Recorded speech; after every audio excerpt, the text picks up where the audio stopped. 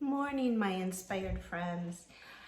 It's a Saturday here in Ocala, Florida, and there's lots of equestrian things that are going on. So this weekend, a Buck Brannaman clinic is going on for anyone who is interested in that in the Ocala, Florida area. It's Friday, Saturday, and Sunday. So this afternoon, we are going to go check it out. Also, there's always something going on at the World Equestrian Center. So I'm very fortunate that there's a lot of equestrian events that we can go and see for free. Now, this one I think is full for, of course, anybody who's participating, but $30 for anyone who wants to audit. So to continue with what I was chatting about yesterday is, what are your goals? How do we set ourselves up for success? And one of the things that I do is I have a journal, and I'll show you mine. I love it. I keep all of my notes of what I want to dream about, what my plans to accomplish. I put aside my YouTube and my Instagram and my Facebook for a couple months just to let that go, let that be, let it be what it's supposed to be. So I'm back, hello. And one of the top things for me is consistency. How am I consistent in my day-to-day life? From, being a wife and a grandmother and a neighbor and a friend and a horse owner, and just being Jen. I have to learn to help myself to grow in areas that I'm not quite comfortable with, like maybe learning a second language, maybe learning how to go and do self-defense. At 67, I think women need to understand how to defend themselves if anything happens, especially in this crazy world right now.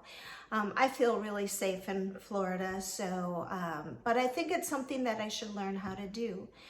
And so consistency in my life means, I can have all of these plans on my pretend whiteboard back there, but what's going to motivate me to do them?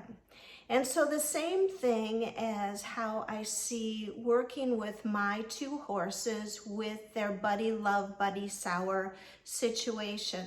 And they don't have barn sourness, but it's the same idea as a buddy sour. Those glued at the hips, those when you take one horse away, the other one panics and runs and screams and,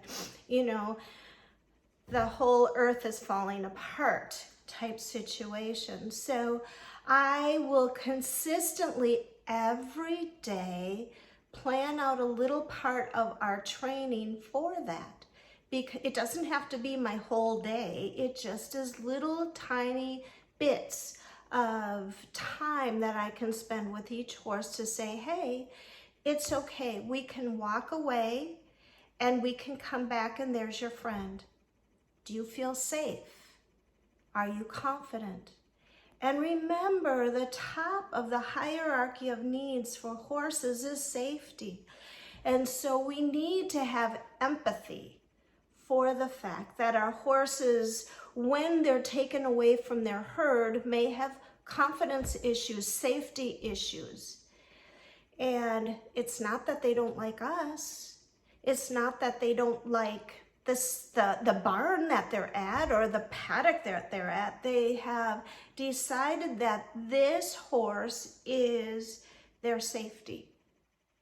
So Rio, being pretty dominant, or what we would call dominant, gets just as worried as Journey does, who looks on the outside very strong and very sure of himself. There's many things he doesn't worry about that Rio might, and vice versa. I've learned a lot from these two horses. So how do we be consistent. One of the things I do is write in my journal what happened in those little tiny sessions. I don't do it for hours. I don't plan my whole day around it. I just use it as a part of the things that I do with my horses every day.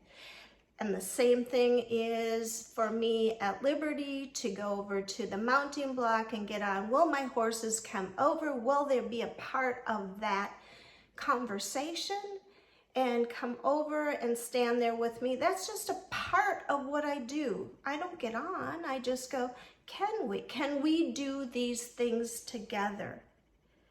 And so I have what I call an obstacle course of events that I do when I'm with my horses. Can you come over here? Do you feel confident doing that? Can you go on the trailer?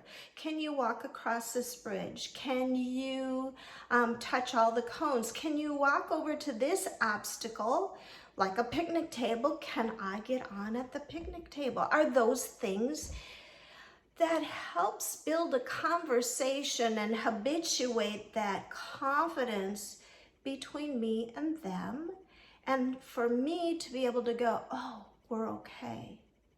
Because you never know, if I go out on a trail, is there going to be a place for me to get on my horse?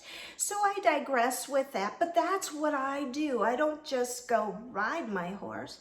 I want to make sure that my horse is confident and I'm competent in reading my horse to do these things. And then to go put a saddle on. Do I know when my horse says yes or when my horse says no? So again, the very first thing I want to make sure is my horse feeling safe in its environment. And they do, but not yet being apart from each other. So I want to encourage you. I know this might get redundant, but this is what I'm working on. What are you working on to bring a better balance, connection, harmony, safety with your horses? Can you comment below and we can have a conversation? Again, you can reach me at jengruber@gmail.com. If you have questions, I'm on Instagram, I'm on Facebook as Inspired Horsemanship. Let's be inspired together.